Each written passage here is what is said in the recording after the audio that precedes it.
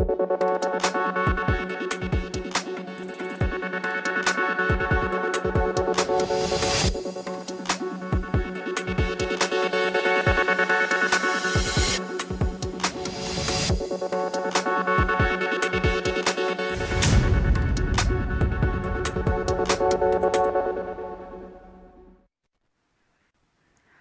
आप देख रहे हैं जन टीवी में प्रीति शर्मा आपके साथ। खबरों को विस्तार से भी जानेंगे, लेकिन शुरुआत करते हैं हेडलाइंस के साथ।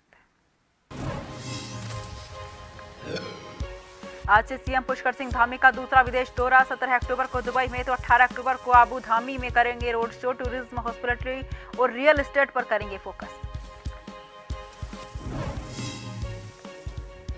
उत्तराखंड में फिर महसूस किए गए भूकंप के झटके। रिक्टर स्केल पर भूकंप की तीव्रता 4 दर्ज। किसी तरह के जानमाल के नुकसान की खबर नहीं।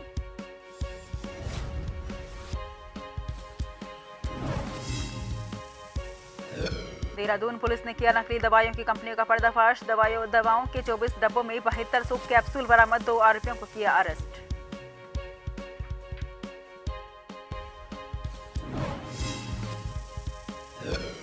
ड्रग्स फ्री देवभूमि मिशन 2025। मसूरी में नशे को लेकर लोगों को किया जागरूक। 2025 तक देवभूमि को नशा मुक्त करने का लक्ष्य।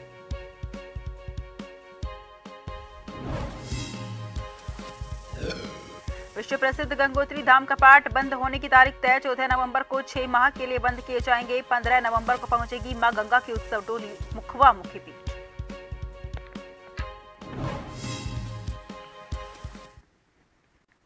रुक करते हैं खबरों की ओर।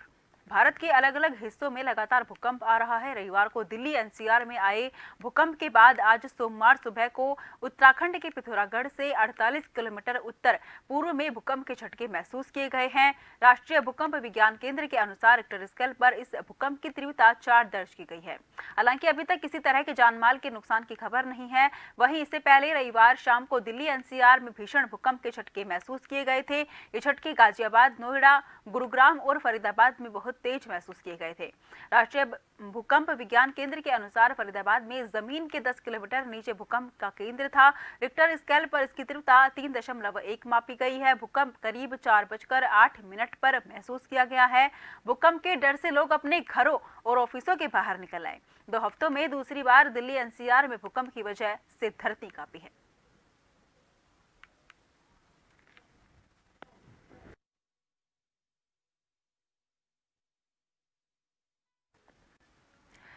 रुड़की के भगवानपुर तहसील के अंतर्गत खेड़ी शिकोहपुर गांव में निर्दलीय विधायक उमेश कुमार पहुंचे और गांव में के जिम्मेदार लोगों से चर्चा की। लोगों ने बताया कि उनका गांव सांसद निशंक द्वारा गोद लिया गया था, लेकिन मुख्य सड़क तक का निर्माण 20 सालों से नहीं किया गया।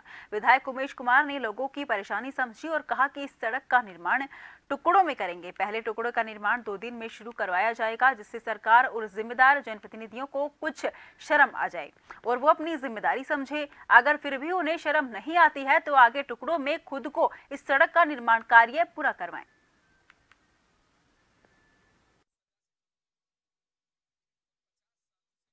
ये सड़क कैसे अछूती रह गई आपके इस विभाग से, ये बड़ा गंभीर विषय है। कृपया आप अधिकारियों से इसके संबंध में बात कीजिए और उन्हें आदेशित करिए कि इस पर तत्काल काम कराने का बीड़ा उठाएं और शुरू कराएं। और जब तक आपका कोई विभाग या राज्य सरकार का कोई विभाग यहाँ आकर काम नहीं शुरू करेगा, तब तक इसका कार्य हम जारी रखेंगे। हम भी देखते हैं कि कब तक इस सरकार को शर्म नहीं आती इस कार्य को शुरू कराने की। राजधानी देहरादून पुलिस को नकली दवा बनाने वाली कंपनियों का पर्दाफाश करते हुए बड़ी कामयाबी हाथ लगी है। मामले की गंभीरता को देखते हुए एसपी के निर्देश पर एक पुलिस टीम गठित की गई थी, जिसके चलते पुलिस की ओर से राजधानी देहरादून और हरिद्वार में नकली दवा बनाने वाली कंपनियों पर रेड की गई थी। जिसके बाद मामले में नामजद अभियुक्त सचिन शर्मा और उसके पार्टनर विकास कुमार को रायपुर क्षेत्र से गाड़ी के साथ गिरफ्तार किया गया। इस दौरान दोनों अभियुक्त के पास से गाड़ी में रखे नकली दवाओं के 24 डब्बों में 7200 कैप्सूल बरामद किए हैं। वहीं जानकारी से ये भी सामने आया कि नकली दवाओं की फैक्ट्री की बदौलत दोनों अभियुक्तों ने करोड़ों रुपए की संपत्ति भी अर्जित कर ली थी।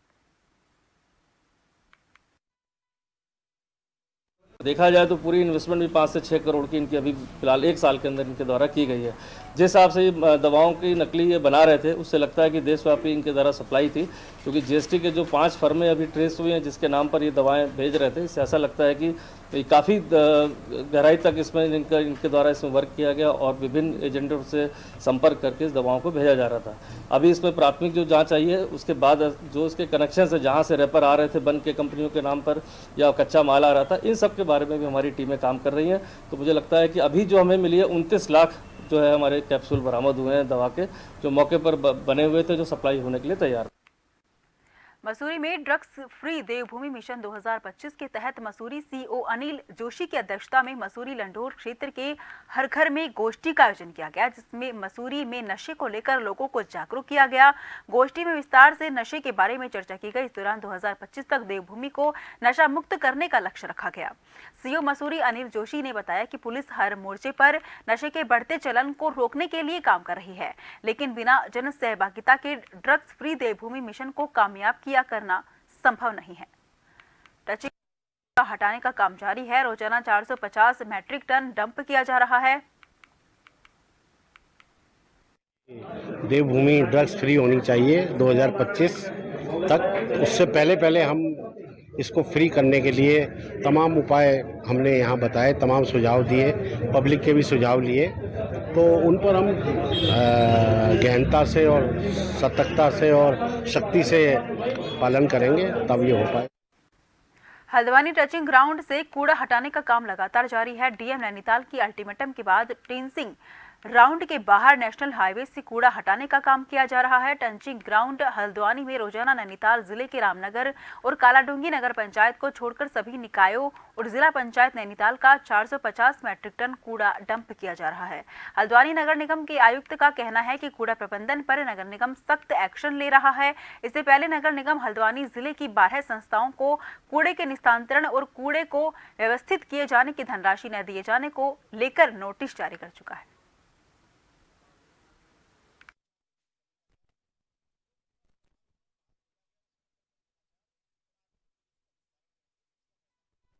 ताकि नगर निगम, मैंने स्पष्ट रूप से कहा है कि आप सुनिश्चित करें यदि किसी निकाय और संस्था का वाहन बाहर कूड़ा फेंकता है तो आप उसे बर्खास्तगी की कार्रवाई करें, क्योंकि अगर ऐसी बदतमीजी लोग करते रहेंगे तो सड़कों के किनारे से कूड़ा का साफ करना संभव नहीं हो पाएगा। तो मैंने नगर निगम के जितने भी मुद्दे थे मैंने सब स्पष्ट कर दिया है। 15 दिनों तक सब अपनी अपनी गाड़ियों की मॉनिटरिंग करेंगे, हम भी निगरानी करेंगे, लागू भरेंगे और इन 15 दिनों के अंदर हमारा प्रयास होगा जो बाहर कूड़ा भी बच गया है उसको भी अंदर करने का काम करेंगे।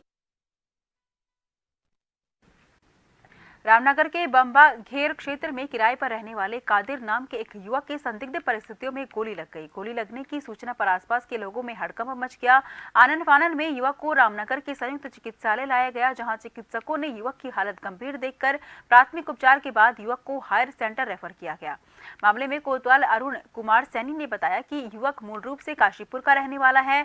युवक रामनगर में मछली बेचने का काम करता है। मामले की जांच भी शुरू कर दी गई है। जल्द ही मामले का खुलासा किया जाएगा। ऐसा कुछ उन्होंने नहीं बताया और उनके घर वालों को भी कुछ नहीं पता कि रहने वाले ये काशीपुर के बता रहे थे खुद को, लेकिन गोली इन्होंने मारी है पुरानी जो आबकारी रोड है बम्बा घेर में, वहाँ की घटना है ये। थाना रामनगर में एक मेमो प्राप्त हुआ है जिसके अनुसार एक व्यक्ति ने जो मछली बेचता है मार्केट में, काशीपुर का रहने वाला है, जिसका नाम कादिर है और रूप से गोली लगी है और इस संबंध में हमारे द्वारा जांच की। जोशीमठ टीसीपी बाजार की तरफ बद्रीनाथ नेशनल हाईवे पर बीच सड़क में इतने खतरनाक जानलेवा गड्ढे बने हुए हैं। गड्ढे से गंदा पानी निकल रहा है, जिस कारण पैदल आवाजाही करने वाले आम जनमानस को भारी दिक्कतों का सामना करना पड़ता है। बता दें कि जहां पर ये जानलेवा गड्ढे बने हुए हैं, ठीक उसके पास कई दुकानें भी मौजूद हैं। जिन दुकानों के समीप आए इन जानलेवा गड्ढे से निकलने वाले गंदे पानी से दुकानदारों को भी भारी दिक्कतों का सामना करना पड़ता है। वहीं आजकल बद्री धाम की यात्रा चरम पर है और जिस तरह से जोशीमठ मुख्य बाजार में जानलेवा गड्ढे दिखाई दे रहे हैं, ऐसे में तीर्थ यात्रियों को भी भारी दिक्कतों का सामना करना पड़ता है।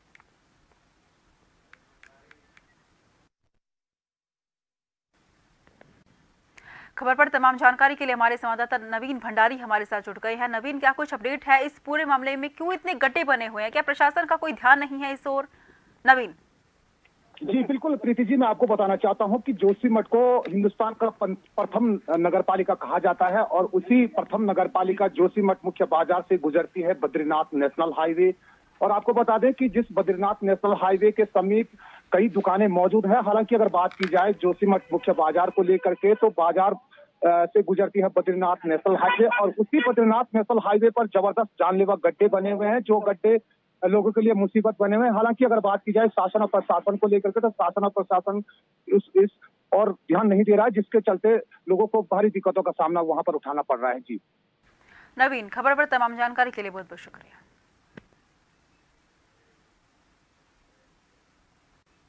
उत्तरकाशी के विश्व प्रसिद्ध गंगोत्री धाम के कपाट बंद होने की तिथि रावल तीर्थ पुरोहितों ने तय कर दी है। गंगोत्री धाम के कपाट 14 नवंबर को अन्नकूट के पावन पर्व और अभिजीत मुहूर्त के शुभ बेला पर ठीक 11:45 पर 6 माह के लिए बंद किए जाएंगे। बताते चले कि प्रतिवर्ष नवरात्र के प्रथम दिवस पर गंगोत्री धाम के मंदिर समिति और रावल तीर्थ पुरोहित गंगोत्री धाम के कपाट बंद होने की तिथि और शुभ मुहूर्त तय करते हैं। 14 नवंबर को कपाट बंद होने के बाद मां गंगा की उत्सव डोली अपने मायके मुखीमठ मुखबा के लिए गंगोत्री धाम से प्रस्थान करेगी।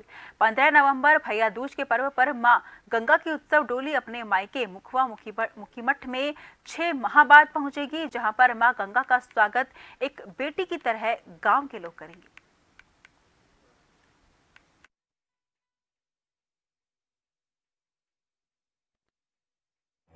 गंगोत्री धाम की जो कपाट है वो 14 तारीख को नवंबर में बंद कर दिए जाएंगे, ठीक 11:45 पर अभिजीत मुहूर्त में। और सभी लोग यहाँ से भगवती गंगा की डोली को लेके मुखबा के लिए प्रस्थान करेंगे। रात्रि निवास हम देवी मंदिर में करेंगे और 15 तारीख को सभी लोग मुखबा में पहुँचेंगे। मसूरी में अग्रकुल प्रवर्तक महाराजा अग्रसेन की जयंती धूमधाम से मनाई गई है। महाराजा अग्रसेन चौक अपर माल रोड लंडोर में उनकी प्रतिमा पर पूजा अर्चना की गई। प्रतिमा पर शोल चढ़ाया गया। आरती के बाद प्रसाद वितरित किया गया। इस मौके पर सभी समाज के लोगों ने महाराजा अग्रसेन के बताए मार्ग पर चलने का संकल्प लिया। वहीं 25 लोगों को समाज में अच्छा कार्य करने वाले को सम्मानित किया गया। सेवा और सहायता का संदेश महाराजा अग्रसेन जयंती पर गूंजा। महाराज की 5147वीं जयंती मनाई जा रही है। साथ ही साथ निःशुल्क स्वास्थ्य चिकित्सा शिविर भी लगाया जा रहा है, जो पिछले 13 वर्षों से संचालित है। कोरोना वर्षों को छोड़कर हम लगातार इस शिविर का आयोजन कर रहे हैं। इसमें निःशुल्क दवाइयाँ दी जा रही हैं। मरीजों को हम करीब 6 माह की दवाइयाँ निःशुल्क वितरित करते हैं। आसपास के गांव के मरीज, पूरे शहरवासी इसका लाभ उठाते हैं। बड़े धूमधाम के साथ अग्रवाल महासभा मसूरी की तीनों विंग जो है बड़े धूमधाम के साथ मनाते हैं। और अग्रवाल महासभा जो है प्रत्येक वर्ष की भांति इस वर्ष भी जो है यहाँ पर जो मेडिकल कैंप लगा रहे हैं, जो एक आम जनमानस को बहुत एक फायदा मिलता है, जो सरकारी माध्यम से नहीं मिल पाता है, उसका पूरा सहयोग ये पूरे साल भरे विभिन्न कार्यक्रम करते थे अग्रवाल महासभा के लोग करते हैं। मैं इनको बहुत बहुत बधाई और शुभकामनाएं देना चाहता हूँ। साथ ही अग्रसेन जयंती की सभी को शुभकामनाएं। रुक करते हैं खबरों की ओर। एसएसपी हरिद्वार की पहल पर नवरात्रि के पावन पर्व पर सभी अधिकारियों के साथ एसएसपी द्वारा पुलिस लाइन पहुंचकर मुकेश यादव और तरुण उपाध्याय के फ्यूचर क्रिकेट क्लब का उद्घाटन किया गया। बता दें कि जिसमें क्रिकेट सीखने या शौक रखने वाले 6 साल के ऊपर के सभी बच्चों बड़ों को यहां क्रिकेट की बारीकियां सिखाई जाएंगी। वहीं एसएसपी परमेंद्र डोभाल द्वारा जहां एक तरफ पुलिस अधिकारी कर्मचारी गण को शरीर फिट रखने का संदेश दिया जाता है, तो वहीं क्षेत्र के युवाओं के बीच खेल खेल में गहरी पैठ और स्वस्थ माहौल तैयार किया जाता है। जिसका एक खुशनुमा पहलू ये भी है कि क्षेत्र में कभी कभी कोई बड़ी घटना होने पर युवा वर्ग के पुरजोर समर्थन के कारण स्थिति नियंत्रण में रहती है और क्षेत्र में शांति व्यवस्था बनी रहती है। जो आसपास के बच्चे हैं उनको क्रिकेट के प्रति उनमें और ज़्यादा प्रोफेशनलिज्म लाने के लिए फ्यूचर क्रिकेट एकेडमी के साथ टाई अप में पुलिस का जो एक ग्राउंड है, इसको बेहतर बना के जो अब नए बच्चे हैं, जो नई आ रही है, उनको अच्छे तरीके से आगे ग्रूम करने के लिए हमारे तरुण और मुकेश जी के एक प्रयास से, पुलिस के सहयोग से एक क्रिकेट एकेडमी का यहाँ पर उद्घाटन किया गया, जिसके मैं सभी लोगों को गोरखानगर लोहाघाट में 10 दिवसीय मां दुर्गा महोत्सव का भव्य शुभारंभ हो गया है। इस दौरान स्थानीय कलाकारों ने एक से बढ़कर एक कार्यक्रम प्रस्तुत किए। रविवार को मुख्य अतिथि नगर पालिका अध्यक्ष गोविंद वर्मा ने फीता काटकर महोत्सव का शुभारंभ किया। अध्यक्ष वर्मा ने महोत्सव में हर संभव सहायता देने का आश्वासन दिया। महोत्सव समिति के अध्यक्ष राजू सार्की की अध्यक्षता और पवन बहादुर के संचालन में कार्यक्रम की शुरुआत में गोरखा नगर के नन्हे कलाकारों ने मनमोहक ढोल नगाड़े के साथ छलिया नृत्य की प्रस्तुति दी है। पिछले कई वर्षों से हमारे गोरखा नगर के वासी जो समस्त भाई हैं के बारे हमारे ये बहुत ही अच्छा कार्यक्रम करते हैं, जिसमें बच्चों की विभिन्न खेलकूद प्रतियोगिताएं, सांस्कृतिक प्रोग्राम और साथ ही साथ जो आज से दुर्गा महोत्सव की तैयारी चल रही है और नवरात्रि भी चल रही है। मैं सभी लोगों को नवरात्रि की बधाई देता हूँ। वहीं केदारनाथ, बद्रीधाम और हेमकुंड में लगभग बर्फबारी हुई है, जमकर बर्फबारी हुई है। पर्यटकों ने वहां पर बर्फबारी का आनंद लिया है। बता दें कि तीर्थ यात्रियों ने बर्फबारी का जमकर लुत्फ उठाया है। बद्रीनाथ और हेमकुंड में भी बर्फबारी हुई है। बर्फबारी से बद्रीनाथ और केदारनाथ धाम में ठंड भी बढ़ती हुई नजर आ रही है। ठंड से बचने के लिए तीर्थ यात्री अलाव तापते हुए नजर आ रहे हैं।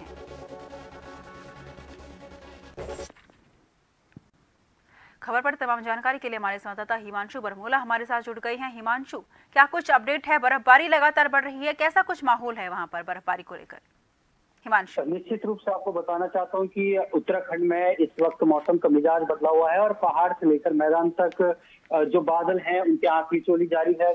कहीं कहीं पर लगातार बरसात भी हो रही है। अगर राजधानी देहरादून की बात की जाए तो राजधानी देहरादून में मौसम ने सुबह से करवट ली है, करवट बदली है और लगातार यहाँ पर बारिश हो रही है। इसी के बीच चाहे बद्रीनाथ, केदारनाथ और हेमकुंड साहिब या चार धाम की बात की जाए तो चार धामों में से तीन धाम में तमाम जो वहाँ पर चोटियां हैं वहाँ पर सीजन का दूसरा हिमपात हुआ है और जिससे अब आसपास के क्षेत्रों में कड़ाके की ठंड शुरू हो गई है और निचले इलाकों में भी अब जो है पारा है उसमें भी गिरावट दर्ज की जा रही है। और मौसम विभाग की ओर से वहीं आज ऑरेंज अलर्ट जारी किया गया था, जिसके साथ ही गरज चमक के साथ ओलावृष्टि होने की संभावना मौसम विभाग ने जताई है। और साथ ही साथ इस दौरान ये भी आशंका जताई है मौसम विभाग ने कि आज एक बार फिर से जो चोटियां हैं वहां पर हिमपात हो सकता है, जिससे पूरे प्रदेश में ठंड से इजाफा हो सकता है। क्योंकि पूरे प्रदेश की अगर बात की जाए तो रविवार सुबह से ही यहाँ पर बादल छाए हुए थे और सोमवार सुबह आते आते वो बादल गरज के साथ अब बरसने लगे हैं। और साथ ही साथ पूरे चाहे केदारनाथ धाम की बात की जाए, बद्रीनाथ धाम की बात की जाए तो यहाँ पर मौसम ने पहले ही करवट ले ली थी और रविवार दोपहर बाद दोनों धामों में जोरदार बारिश हुई है, जिससे अब जो तीर्थयात्री हैं उन्हें ठंड महसूस होने लगी और साथ ही साथ तीर्थयात्रियों ने इस दौरान जो है बर्फबारी का जमकर लुत्फ उठाया। और अब तकरीबन अनुमान ये लगाया जा रहा है कि 17 तारीख को भी मौसम कुछ इसी तरह का उत्तराखंड में रहने वाले हैं। जी हिमांशु, खबर पर तमाम जानकारी के लिए बहुत बहुत शुक्रिया।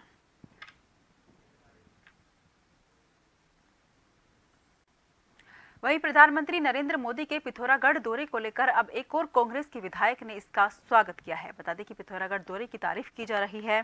मालूम हो कि धार जिला के कांग्रेस विधायक हरीश धामी ने शनिवार को एक बयान जारी कर पिथौरागढ़ आने के लिए पीएम मोदी और सीएम धामी का आभार जताया था। अब लोहाघाट विधायक अधिकारी भी उनकी राह पर चल पड़े हैं। विधायक अधिकारी ने 1 मिनट 29 सेकंड का वीडियो जारी कर पीएम मोदी के पिथौरागढ़ अल्मोड़ा आगमन का जोरदार स्वागत किया है। उन्होंने कहा है कि किन्हीं कारणों से पीएम का लोहाघाट का कार्यक्रम स्थगित हो गया, लेकिन उन्होंने अपने संबोधन में लोहाघाट के तीर्थ स्थलों की झलक पेश की।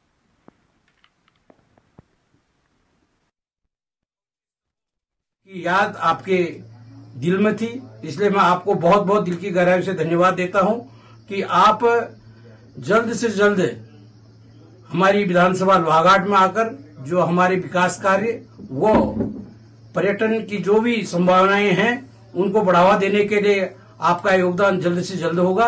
और क्षेत्रीय जनता को आश्वस्त करना चाहता हूं कि माननीय प्रधानमंत्री जी का प्रोग्राम माननीय मुख्यमंत्री जी के द्वारा जल्द से जल्द इस लोहाघाट विधानसभा में किया जाएगा। पुलिस कार्यालय रोशनाबाद में प्रमेंद्र डोभाल एसएसपी हरिद्वार ने जनपद में पहली अपराध और सैनिक सम्मेलन आयोजित किया। सर्वप्रथम एसएसपी हरिद्वार द्वारा सभी लोगों को नवरात्रि पर्व की शुभकामनाएं दी गई। उसके बाद जवानों की समस्या पूछने और उसके निस्तारण के बाद सितंबर महीने में अपनी लगन और मेहनत के दम पर क्राइम कंट्रोल और बड़ी वारदातों के खुलासे में अहम भूमिका निभाने वाले 18 जवानों के कार्यों की तारीफ करते हुए चयनित पुलिसकर्मियों को प्रशस्ति पत्र और पुरस्कार देकर सम्मानित किया गया।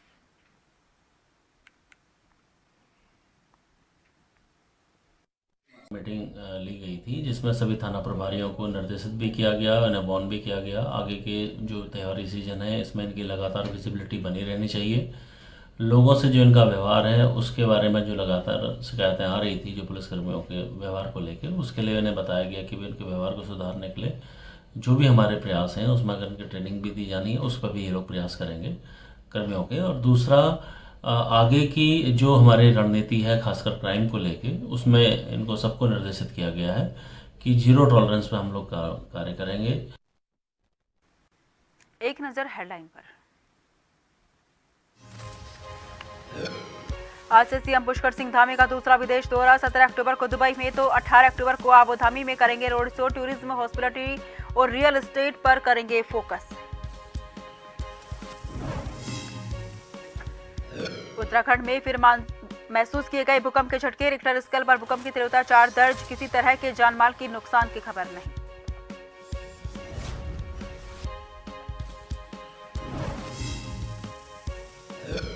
देहरादून पुलिस ने किया नकली दवाइयों की कंपनियों का पर्दाफाश। दवाओं के 24 डब्बों में 7200 कैप्सूल बरामद। 2 आरोपियों को किया अरेस्ट।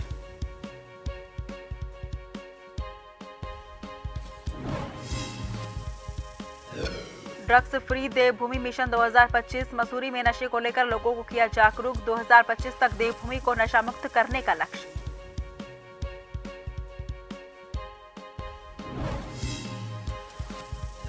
विश्व प्रसिद्ध गंगोत्री धाम कपाट बंद होने की तारीख तय। 14 नवंबर को 6 माह के लिए बंद किए जाएंगे। 15 नवंबर को पहुंचेगी मां गंगा की उत्सव डोली मुखवा मुखी मठ।